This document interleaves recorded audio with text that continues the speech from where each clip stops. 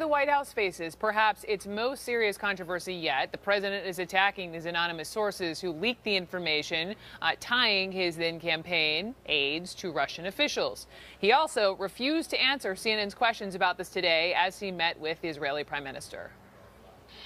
Mr. President, are you going to answer any questions about your associated contact with the Russians during the campaign? Mr. President,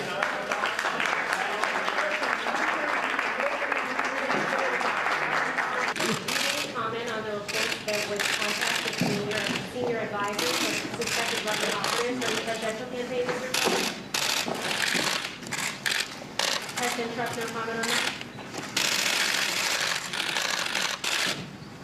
It's all about the president, Yeah. it certainly is. We tried. The president once again only took questions from conservative news outlets at that joint news conference. You can just check out the screen for the track record. Today it was the Christian Broadcasting Network and townhall.com.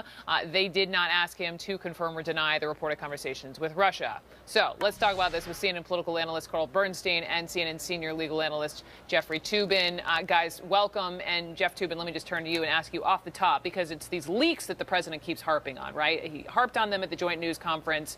And understandably, every White House has dealt with this, Democrat or Republican. Right. But he said they're illegal leaks.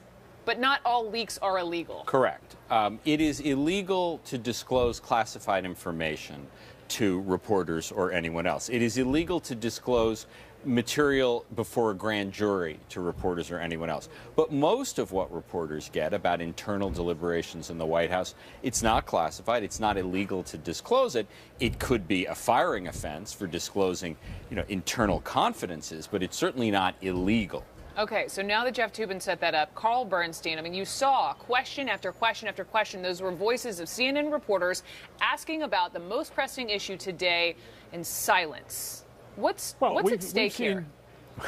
A lot. We've seen very little indication for months and months now that Donald Trump has any predilection toward answering these questions, and especially he's been telling lies about many of these things under discussion. There has been a real attempt to stonewall the press, to stonewall the FBI, to stonewall congressional investigators. That's what we know so far from people around the Trump campaign and Trump apparat.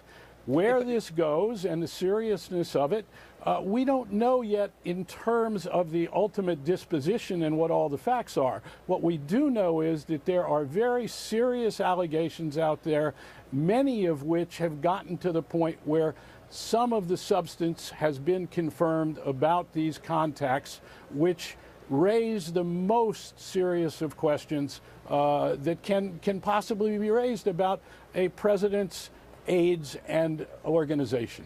Go ahead, Toobin. But I think it is, in fairness to President Trump, it is worth pointing out that some of these leaks are undoubtedly illegal, that do include classified information.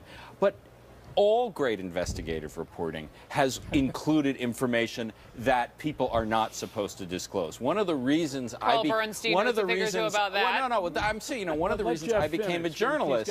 Don't interrupt me, Bernstein. I'm about to say something nice about you. Is that I became a journalist because people like Carl Bernstein and Bob Woodward were my heroes, and a lot of people disclosed things to them that it was improper or illegal to disclose. Yes. And so, this mix of legal and illegal leaking is a real thing, but our democracy does depend on it. Go ahead, Carl. How about that for a compliment? I'll second that. Look, nobody knows better than Donald Trump how reporters go about their business. And they assemble information from many people, including, in this instance, perhaps some people closer to Donald Trump than he might be comfortable with. Who knows? But the process is not about a spigot being turned on and people spilling their guts. It's about trying to go to many people and get deep into what's really happening. And in this instance, what we are finding out is there appears to be some attempt somewhere to cover up what has occurred. And we're trying to penetrate that cover-up. Whether or not the cover-up involves those closest to the President of the United States, independent operators, former campaign aides, all of that will be determined. But so far, there is a lot of information we need to look at and get past. I just got some more information. I just want to get you to respond to this breaking piece of news that we have now learned that Andrew Puzder, right, who was Trump's pick to be Labor Secretary, this is according to a source to our own John King, he is officially withdrawing, quote, does not want to proceed. So this is the very first cabinet pick that is not going through for the Trump administration. Carl Bernstein, your response. My response is that he was unable to be confirmed, and for good reason he withdrew. I don't think that this is the most important thing going on in Washington right now. They will find a suitable substitute for this gentleman. But right now we're dealing with the most important questions about the honesty and integrity of our electoral process, of the presidency itself, and that's what we need to keep our eye on as journalists, and indeed to continue to follow whoever his successor might be. But it is also true that as wonderful as journalists are, one thing we don't have is subpoena power. We can't force people to testify, to answer our questions.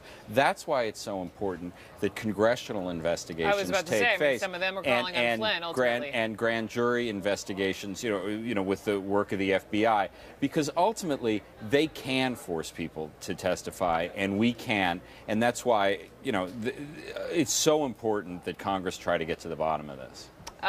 Again, for multiple reasons. We heard Senator Elizabeth Warren up on the dais a little while ago. We've heard from multiple Democrats. We've been talking to Manu Raju. You know, this got to the point. In fact, speaking of Manu, I hear he has got his microphone on. Manu, you with me on Capitol Hill? Hey, Brooke. Go ahead. I've got you, Manu. Go ahead. You're live. Okay. All right. What's happened? Thanks, Brooke. We're just actually a source just telling our colleague John King that Andrew Puzder has told the White House that he does not see a viable path forward and does not believe that he should move forward as the Labor Secretary nominee, essentially dropping out as the Labor nominee, according to a source who tells our colleague John King. Now, this coming after a pretty dramatic turn of events today, as Republican senators have communicated to the White House that they believe that there are going to be 4 firm no votes on Andrew Puzder's nominee. Now, a source telling me that there could be up to 12 no votes because of a number of issues that have piled up over the years, from his views on issues like immigration that have gotten conservative groups and people on the right not supportive of him, but also some of those controversies of the past, allegations of domestic abuse that have since been withdrawn but emerged during his decades-old divorce proceedings, as well as his hiring of an undocumented immigrant. All sorts of issues that are bound to come up for that confirmation hearing tomorrow, but Republicans did not want to stomach another very controversial nominee after having to deal with so many other nominees and after having taken such a political hit for backing those nominees, and were not ready to support Andrew Puzder, which is why the Republicans informed the White House last night and today, I am told, that they could not move forward. They did not want to move forward on Puzder because they did not have the votes. And it looks like Mr. Puzder saw the writing on the wall, told the White House he does not want to go forward, and that now Donald Trump has lost his first cabinet nominee. We'll have to find someone new, Brooke. Can I just say Manu, one thing real Jeff quick? Toobin. Speaking of great journalism, Manu has owned this story. He's been ahead of everybody on that. Second, what does it say about the Trump vetting operation that you nominate someone for a cabinet post whose ex-wife goes on Oprah to talk about domestic violence? I mean, Oprah? It's not exactly an obscure outlet. I know. Now, she apparently has said she's walked it back. But you know what? That tape was going to come out in a hearing. I mean, come on. Carl, I heard you laughing. Jump in. No, I think, Jeff, that the point is exactly right. That this vetting procedure has been insufficient throughout, and it's clear that Donald Trump has been looking for kind of ideological soulmates who subscribe to his campaign themes without thinking through enough, he and his aides, whether these people are really qualified in terms of their abilities and histories. Okay. Carl, Jeff, Manu, I think you're all wonderful. Compliments all around. Gentlemen, awesome job. My goodness. Thank you so much. We do have more breaking news.